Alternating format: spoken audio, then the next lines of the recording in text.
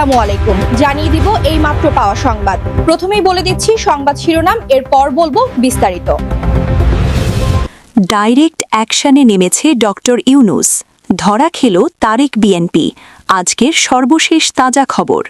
সেই সাথে থাকছে ঢাকার সাধারণ মানুষ লোডশেডিংয়ে ভুগলে সংসদ ভবনেও যেন বিদ্যুৎ না থাকে। জাতীয় সংসদে এমনই চাঞ্চল্যকর ও বৈষম্যহীন রাষ্ট্র গড়ার প্রস্তাব দিলেন জামায়াত আমির ডাক্তার শফিকুর রহমান। এতক্ষণ শুনছিলেন সংবাদ শিরোনাম। বিস্তারিত খবরে যাওয়ার আগে আরবি লাইভ নিউজ চ্যানেলটি সাবস্ক্রাইব করুন এবং ভিডিওটিতে একটি লাইক দিয়ে আমাদের সাথেই থাকুন। এবার জানাবো বিস্তারিত। প্রিয় দেশবাসী, অবশেষে দীর্ঘ প্রতীক্ষার অবসান ঘটিয়ে সরাসরি ডাইরেক্ট অ্যাকশনে নামলেন অন্তর্বর্তীকালীন সরকারের প্রধান উপদেষ্টা ডক্টর মোহাম্মদ ইউনূস। বাংলাদেশের রাজনীতির পুরো দৃশ্যপট এক নিমিষেই ওলটপালট করে দিয়ে এমন এক চাঞ্চল্যকর তথ্য সামনে এসেছে যা শুনে পুরো বিশ্ব আজ থমকে গেছে। ডক্টর ইউনূসের এই অভাবনীয় মাস্টার স্ট্রোকে এক প্রকার ধরা খেয়ে গেছেন তারেক রহমান সহ বিএনপির শীর্ষ পর্যায়ের নেতারা। গোপন সূত্রের অত্যন্ত নির্ভরযোগ্য খবর অনুযায়ী গত কয়েকদিন ধরে পর্দার আড়ালে যে বিশাল রদবদল আর নথিপত্র উদ্ধারের কাজ চলছিল, আজ তার চূড়ান্ত বিস্ফোরণ ঘটেছে। লন্ডনে বসে তারেক রহমান যে মহাপরিকল্পনা সাজিয়েছিলেন তা এখন ডক্টর ইউনূসের হাতের মুঠোয়। শুধু তাই নয়, বিদেশি গোয়েন্দা সংস্থার সরাসরি সহায়তায় তারেক রহমানের বিদেশে থাকা হাজার হাজার কোটি টাকার অবৈধ সম্পদের পাহাড় আর অর্থ পাচারের এমন সব অকাট্য প্রমাণ মিলেছে যা কোনোভাবেই অস্বীকার করার পথ নেই। ডক্টর ইউনূস সরাসরি হুঁশিয়ারি দিয়ে সাফ জানিয়ে দিয়েছেন, দেশের সাধারণ মানুষের সাথে যারা বেইমানি করেছে এবং রক্তের ওপর পা দিয়ে ক্ষমতা দখল করতে চায়, তাদের আর এক মুহূর্ত ছাড় দেওয়া হবে না। এই খবর চাউর হওয়ার পর থেকেই বিএনপির কেন্দ্রীয় কার্যালয় থেকে শুরু করে তৃণমূল পর্যন্ত এক বিশাল হাহাকার আর চরম আতঙ্কের সৃষ্টি হয়েছে। দলটির অনেক নামি দামি নেতা এখন গা ঢাকা দেওয়ার জন্য মরিয়া হয়ে চেষ্টা করছেন, কারণ তারা বুঝে গেছেন এবার আর কোনো সমঝোতা বা লবিং কাজ করবে না। তারেক রহমান সহ বিএনপির যে শক্তিশালী সিন্ডিকেট এতদিন সাধারণ মানুষের আবেগকে পুঁজি করে পেছনের দরজা দিয়ে ক্ষমতায় আসার স্বপ্ন দেখছিল, তাদের সেই মুখোশ আজ বিশ্ববাসীর সামনে উন্মোচন করে দিয়েছেন নোবেল বিজয়ী এই বিশ্বনেতা।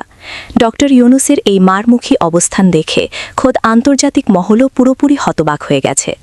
দেশের ছাত্র জনতা যারা সংস্কারের জন্য রাজপথে বুক পেতে দিয়েছিল, তাদের সেই আস্থার মর্যাদা রক্ষা করতেই ইউনূস এই কঠিনতম পদক্ষেপ নিয়েছেন। আজকের এই মুহূর্ত থেকে বাংলাদেশের রাজনীতির মোড় পুরোপুরি 180 ডিগ্রি ঘুরে গেল। আপনারা জানলে অবাক হবেন যে ডক্টর ইউনূসের হাতে এখন এমন কিছু টপ সিক্রেট অডিও রেকর্ড আর দলিলাদি রয়েছে যা জনসম্মুখে প্রকাশ পাওয়া মাত্রই বিএনপির রাজনৈতিক অস্তিত্ব চিরতরে সংকটে পড়বে। আজ যা ঘটছে তা কেউ স্বপ্নেও কল্পনা করতে পারেনি, কিন্তু এটাই এখন সবচেয়ে বড় কঠিন বাস্তবতা। তারেক রহমানের সাজানো ছক তাসের ঘরের মতো ভেঙে চুরমার করে দিয়ে ডক্টর ইউনূস প্রমাণ করলেন যে তিনি শুধু শান্তিতে নোবেল পাননি, বরং অপশক্তির বিরুদ্ধে তিনি কতটা কঠোর ও ভয়ঙ্কর হতে পারেন। পুরো দেশ এখন ডক্টর ইউনূসের এই সাহসী এবং সময়োপযোগী পদক্ষেপের পক্ষে ইস্পাত কঠিনভাবে দাঁড়িয়েছে এবং সাধারণ মানুষের দীর্ঘদিনের পুঞ্জীভূত ক্ষোভের প্রতিফলন আজ বাস্তবে দেখা যাচ্ছে। বিএনপির ভেতরে এখন যে বড় ধরনের ভাঙন আর বিদ্রোহ শুরু হয়েছে তা থামানোর সাধ্য এখন আর কারো নেই। দেশ বাঁচানোর এই লড়াইয়ে ডক্টর ইউনূস এখন একাই 10 জন। এই চাঞ্চল্যকর খবরের আরও বিস্তারিত এবং পর্দার আড়ালের সত্যগুলো জানতে ভিডিওটি শেষ পর্যন্ত দেখতে থাকুন, কারণ আজ রাতেই আসতে যাচ্ছে আরও বড় এক ধামাকা যা পুরো বাংলাদেশের মানচিত্র বদলে দিতে পারে। ডক্টর ইউনূসের এই অ্যাকশনে দেশ জুড়ে এখন একটাই আওয়াজ, আর কোনো দুর্নীতিবাজের ঠাঁই এই মাটিতে হবে না। তারেক রহমান এবং তার পুরো টিমের এই চরম পরাজয় এখন সময়ের ব্যাপার মাত্র। আমাদের সাথেই থাকুন পরবর্তী হাড়হিম করা আপডেটের জন্য। এবারের খবর, দেশের চলমান বিদ্যুৎ সংকট ও লোডশেডিং নিয়ে জাতীয় সংসদে এক চাঞ্চল্যকর প্রস্তাব দিয়েছেন বিরোধী দলীয় নেতা ও বাংলাদেশ জামায়াতে ইসলামীর আমির ডক্টর শফিকুর রহমান। বৃহস্পতিবার জাতীয় সংসদ অধিবেশনে অনির্ধারিত আলোচনায় অংশ নিয়ে তিনি বলেন, ঢাকার অন্য অংশে যদি 1 ঘণ্টা বিদ্যুৎ না থাকে, তবে সংসদ ভবনেও যেন 1 ঘণ্টা বিদ্যুৎ না থাকে।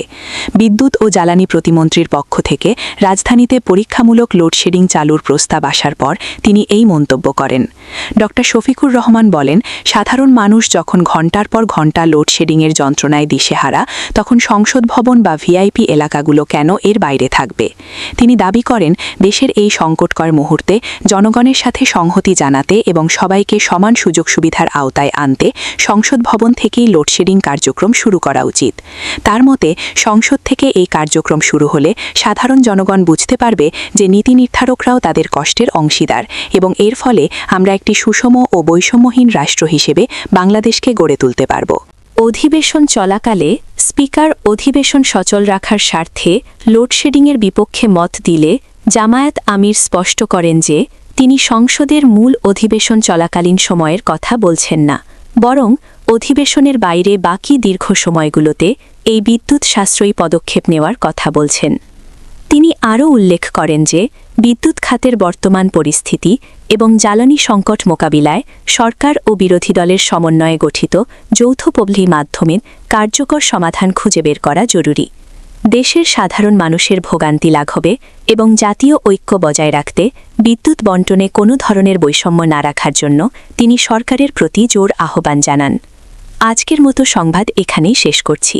পরবর্তী আপডেট পেতে আরবি লাইভ নিউজ চ্যানেলটি সাবস্ক্রাইব করুন এবং ভিডিওটি শেয়ার করে অন্যদেরও জানার সুযোগ করে দিন। ধন্যবাদ।